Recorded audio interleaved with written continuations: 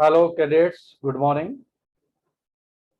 आज Covid 19 protocol के कारण हम ये लेक्चर ऑनलाइन लेंगे और सभी को कोविड गाइडलाइंस का और उनके निर्देशों का पालन करना अनिवार्य है। और मुझे आशा है कि आप सभी अपने परिवार में सभी कुशल मंगल होंगे और अपने आसपास में अपने परिवार को इस कोविड से बचाने के लिए प्रयासरत होंगे। जैसा कि आज का हमारा विषय है ट्री प्लांटेशन। अभी 5 जून को हमने विश्व पर्यावरण दिवस मनाया है और आप देख भी रहे हैं कि ये जो अभी कोविड महामारी चल रही है इसमें ऑक्सीजन की कितनी मारामारी रही है। हम लोग अपनी गलतियों के कारण ही इन समस्याओं में गिरते जा रहे हैं। अपने पर्यावरण को हम नहीं बचा पा रहे हैं क्योंकि अंधाधुंध वृक्षों की कटाई करना, मिलों के गंदे पानी को पानी के साथ मिला देना और बहुत सी ऐसी चीजें हैं जो हम बिना सोचे समझे अपने आप को विकास के मार्ग की ओर ले जाने के लिए, अपना विकास करने के लिए मनुष्य इन चीजों को नजरअंदाज कर रहा है जिससे उसका पर्यावरण प्रदूषित हो रहा है। तो आज हम इसी बारे में पढ़ेंगे कि हम अपने ट्री प्लांटेशन का महत्व क्या है, हमारी लाइफ में ट्री प्लांटेशन की क्यों आवश्यकता है। और ये टॉपिक इससे भी रिलेटेड है क्योंकि अभी हम विश्व पर्यावरण दिवस मना रहे थे। मैं मेजर एल के Ruhela from 71 UP battalion NCC Meerut से आप सभी का आज के इस लेक्चर में स्वागत करता हूं। हमारा टॉपिक है ट्री प्लांटेशन। जैसा कि आप सभी जानते हैं, वृक्षारोपण वृक्षारोपण का किसे कहते हैं, वृक्षारोपण या वृक्षारोपण का क्या अभिप्राय है। The plantation is a long artificially established forest, farm or estate where crops are grown for sale as cash crops. Planting of trees is especially important to protect our environment against global warming. हम कृत्रिम रूप से जो पौधे लगाते हैं, वृक्षों को उगाते हैं और उससे एक घना जंगल का विस्तार करते हैं या कोई फार्मिंग करते हैं, खेती करते हैं या कैश क्रॉप्स नगद फसलों को उगाते हैं, ये सब ट्री प्लांटिंग के अंतर्गत ही आता है। Planting of trees is especially important to protect our environment against global warming. और वृक्षारोपण का जो मुख्य उद्देश्य है वह हमारे पर्यावरण को ग्लोबल वार्मिंग से बचाना है, हमारे पर्यावरण को शुद्ध करना है। चाहे वो वृक्ष प्राकृतिक रूप से उगे हों, क्योंकि प्रकृति सब जगह बैलेंस बना करके रखती है और प्रकृति भी पौधों को जो वृक्ष होते प्राकृतिक रूप से भी वो उगते हैं।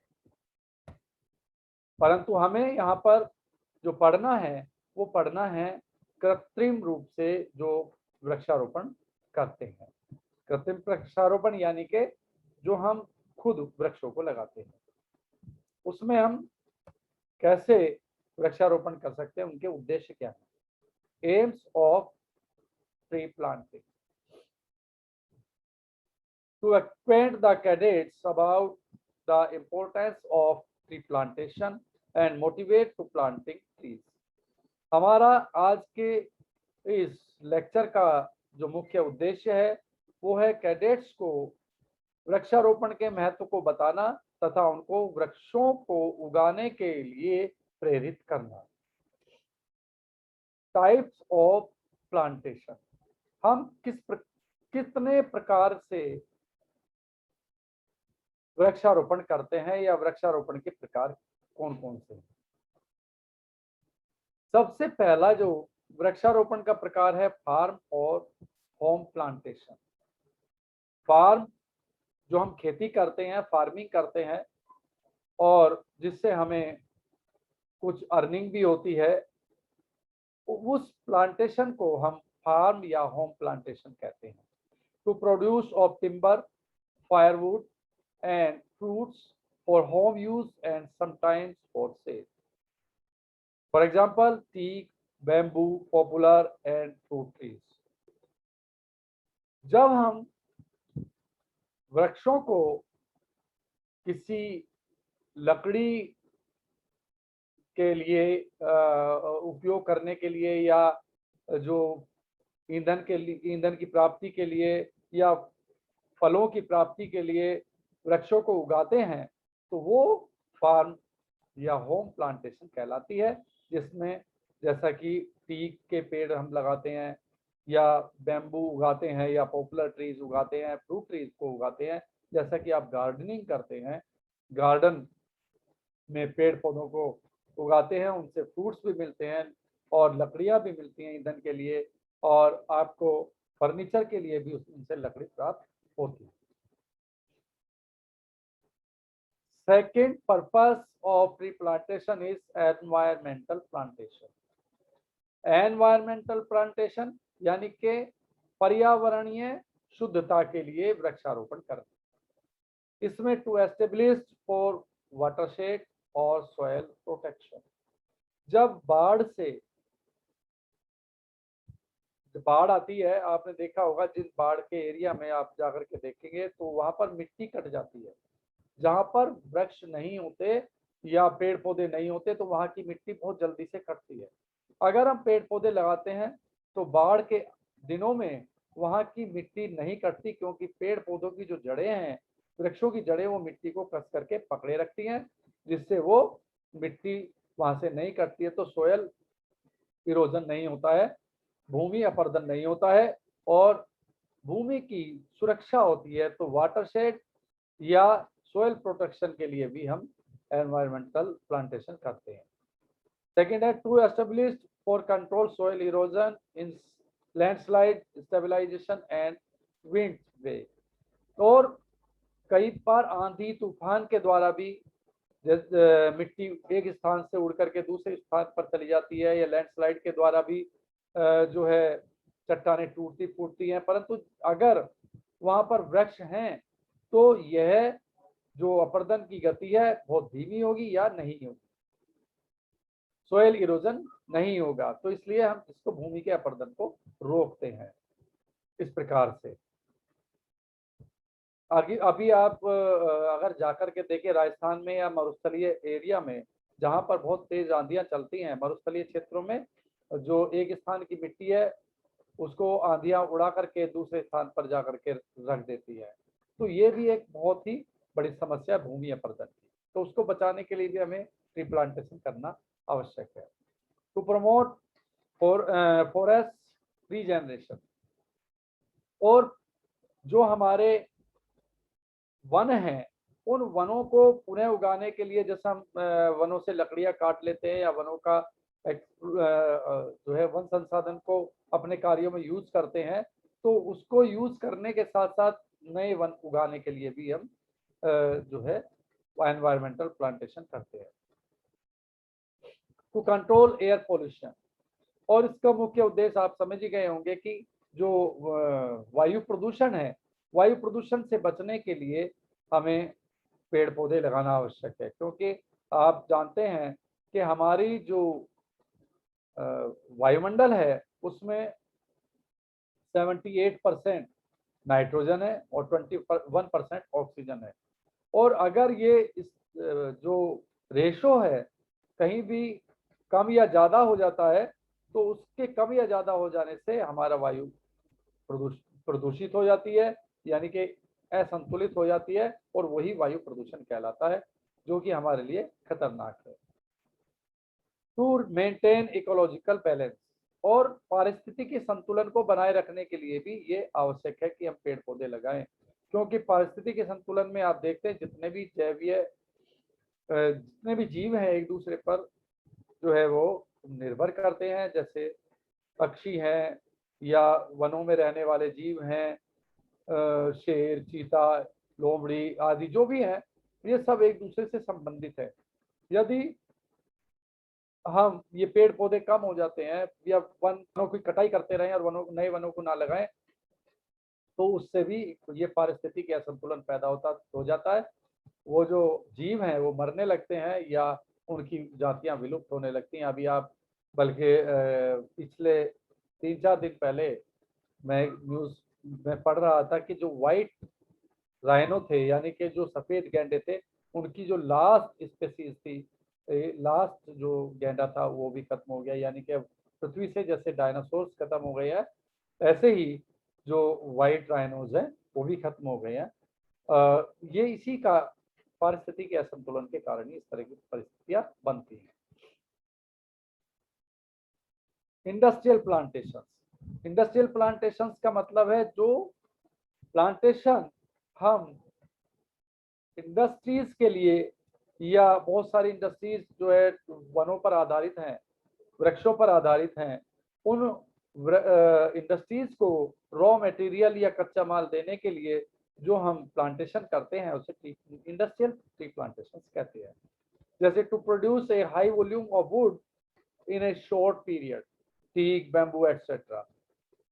अभी वनों में अगर हम प्राकृतिक वनों की बात करें तो इतनी तेज गति से हमें जितना चाहिए संसाधन या कच्चा माल चाहिए इंडस्ट्रीज को, उतना नहीं मिल पाता है। तो इसलिए हम उन इंडस्ट्रीज को कच्चा माल देने के लिए और जो है हाई वॉल्यूम पर उनको कच्चा माल मिले वो उच्च स्तर पर, इसलिए हम जो है ये कुछ वृक्षों को लगाते हैं जो आज की हमारे इंडस्ट्रीज की जरूरत है, जैसे टीक है, बैम्बू है और बहुत सारे ऐसे प्लांट्स हैं जिनसे हम फर्नीचर बनाते हैं। To produce fibre, jute, cotton, flax etcetera. जैसे जूट है, उससे बहुत सारी चीजें बनती हैं, हमारे जीवन में काम आता है। जूट के बैग्स भी बनते हैं और बहुत सारी चीजें जूट से बनाई जाती हैं, बांध बनाए जाते हैं। कॉटन है, कॉटन से हम कपड़े भी बनते हैं हमारे, और जो है सर्दी के दिनों में हम उसको कॉटन को फिल करके कपड़े के अंदर और उसको रैप करते हैं, तो उससे हम सर्दी से भी बचते हैं। तो इस प्रकार से ये कॉटन और फाइबर या जूट जैसी जो फसलें हैं उनको भी हम उगाते हैं, ये इंडस्ट्रियल प्लांटेशन में आते हैं। तो produce food, fruits, dates, almonds, walnut, olive oil etcetera. और अपनी भोजन की आपूर्ति के लिए भी हम कुछ वृक्षों को उगाते हैं, जिसमें जैसे खजूर है और अखरोट है, बादाम है, ऑलिव ऑयल है। इन सब की पूर्ति के लिए भी हम जो है इंडस्ट्रियल प्लांटेशन करते हैं। To produce food processing ingredients, और फूड प्रोसेसिंग में जो इंग्रेडिएंट्स की जरूरत होती है उनको उगाने के लिए भी हमें ट्री प्लांटेशन की आवश्यकता होती है। ये सब इंडस्ट्रियल ट्री प्लांटेशन में आते हैं। नेक्स्ट, अब देखते हैं हम इम्पोर्टेंस क्या है, इस ट्री प्लांटेशन की महत्ता क्या है, ट्री प्लांटेशन हम क्यों करें या हमें इसकी क्या आवश्यकता है। Tree plantation are valuable to our environment and to human wellbeing. Trees बिना, आपने पढ़ा होगा पहले साइंस की बुक्स में भी और भी छोटी क्लास में भी एक पाठ था, हमें याद है आज भी, उसमें बताया था कि अगर पेड़ पौधे ना हो तो सभी जीवधारी इस पृथ्वी से नष्ट हो जाएंगे। तो पेड़ पौधों के बिना तो जीवन ही नहीं है, पेड़ पौधों के बिना जीवन की कल्पना ही करना मुश्किल है। ह्यूमन बीइंग ही नहीं, किसी भी जीव की कल्पना बड़ा मुश्किल कार्य है। इसीलिए पृथ्वी को अनोखा ग्रह कहा जाता है, क्योंकि यहाँ पर पेड़ पौधे हैं और यहाँ पर इसीलिए जीवन पाया जाता है। They have furnished us with their of life's essential food, shelter and clothes. और ये हमारी जो जीवन की मुख्य 3 आवश्यकताएं हैं, रोटी, कपड़ा और मकान, ये पेड़ पौधों से ही पूर्ण होती हैं। They provided us shelter, medicine and pure oxygen. पेड़ पौधे हमें आसरा देते हैं, हमारे घर बनाने के काम आता है और दवाइयाँ बनाने के काम आता है, और पेड़ पौधों से हमें ऑक्सीजन भी प्राप्त होती है। ऑक्सीजन के बिना इस पृथ्वी पर कुछ भी नहीं बचेगा। ऑक्सीजन ही इस पृथ्वी को एक अनोखा ग्रह बनाता है। Trees is called the lungs of nature and important part of our life. जो पेड़ पौधे हैं वो पृथ्वी के क्या कहलाते हैं? लंग्स कहलाते हैं। नेचर के, प्रकृति के फेफड़े हैं। जैसे हमारे फेफड़े होते हैं, उनसे हम लंग्स से सांस हमारे अंदर जाती है और वो लंग्स हमें जीवन प्रदान करते हैं। ऑक्सीजन को हमारे बॉडी के विभिन्न हिस्सों तक पहुंचाने का भी काम करते हैं। तो वो लंग्स का काम करते हैं प्रकृति के लिए, और ये हमारी जीवन का महत्वपूर्ण हिस्सा है पेड़ पौधे। One cannot imagine existence of life on earth without trees. कोई भी व्यक्ति, जो अभी मैंने बताया था आपको, इस पृथ्वी पर बिना पेड़ पौधों के किसी जीवन की कल्पना करे तो ये असंभव है। बिना पेड़ पौधों के इस पृथ्वी पर जीवधारी की या किसी भी जीव की उत्पत्ति या उसका जीवन ये असंभव है। कल्पना करना भी असंभव है। बिना पेड़ पौधों के जीवन है ही नहीं, क्योंकि पेड़ पौधों से ऑक्सीजन मिलती है, हमें सांस लेते हैं। ऑक्सीजन के बिना रह नहीं सकते। अभी आपने देखा कितनी बार हमारी ऑक्सीजन सिलेंडर की रही इसका महामारी के दौरान। कई लोगों ने कालाबाजारी करके इस तरह से मतलब ऑक्सीजन के सिलेंडर नहीं मिल पा रहे थे लोगों को, किसी भी कीमत पर लोग भाग लेने के लिए तैयार थे। तो ये कहना है कि ऑक्सीजन की महत्ता को आप जान गए होंगे अच्छी तरह से, और ऑक्सीजन के बिना हम नहीं रह सकते। और ऑक्सीजन पेड़ पौधों से ही मिलती है, और हमारा भोजन भी पेड़ पौधों से मिलता है। और हमें मकान बनाने के लिए जो लकड़ी चाहिए वो पेड़ पौधों से मिलती है। ईंधन के लिए भी लकड़ी हमें पेड़ पौधों से मिलती है। तो इस प्रकार से पेड़ पौधों के बिना इस पृथ्वी पर जीवन की कल्पना करना वो एक असंभव कार्य है। Trees absorb carbon dioxide and give off oxygen. They are essential for combating the global warming effect being created by excess carbon dioxide generation. और सभी पेड़ पौधे कार्बन डाइऑक्साइड गैस को एब्जॉर्ब करते हैं, सोखते हैं, और ऑक्सीजन गैस छोड़ते हैं, जो कि हमारे लिए बहुत आवश्यक है। और उनके लिए ये they are essential for combating the global warming. और ग्लोबल वार्मिंग इफेक्ट जो होता है, उस ग्लोबल वार्मिंग इफेक्ट को दूर करते हैं, और जो बहुत तरह की जो विभिन्न प्रकार की जो गैसें अतिरिक्त मात्रा में, कार्बन डाइऑक्साइड अतिरिक्त मात्रा में जो वायुमंडल में इकट्ठी हो जाती है, उसको पेड़ पौधे सोख लेते हैं, और वायु हमारे वातावरण को संतुलित बनाते हैं। ये भी एक बहुत अच्छे इफेक्ट है, और इसके बिना हम जीवन की कल्पना नहीं कर सकते।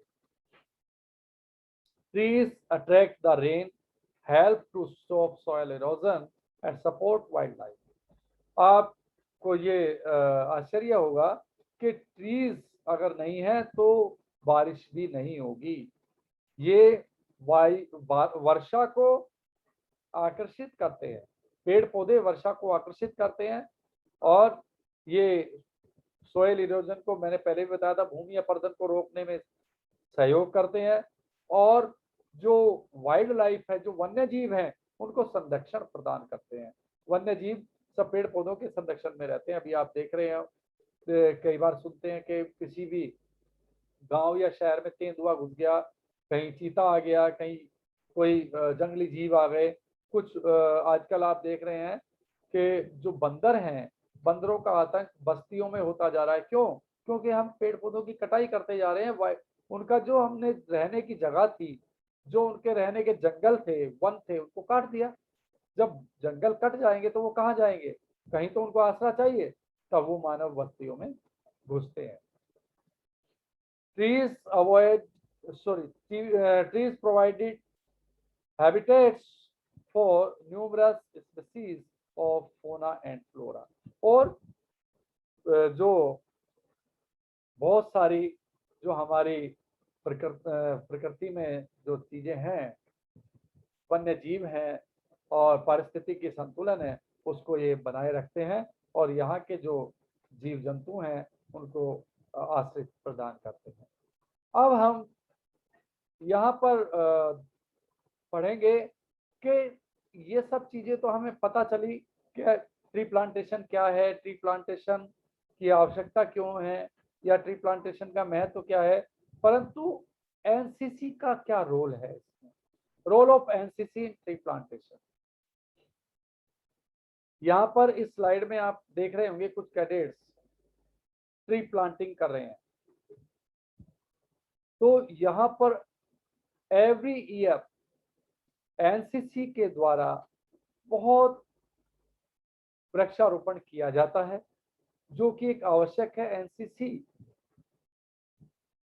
हमारे देश का एक बहुत बड़ा युवा संगठन है जो यूनिफॉर्म्ड है, और स्पेशली अगर एनसीसी चाहे तो बहुत अच्छी तरह से अब इन सब चीजों को जानकर जितनी भी समाज के लिए घातक चीजें, इन सबको पहचान कर और इनको दूर करने का प्रयास करे, लोगों में जागरूकता फैलाए, तो हम लोग जो है अपने किसी भी उद्देश्य को पूर्ण करने में अवश्य सफल होंगे।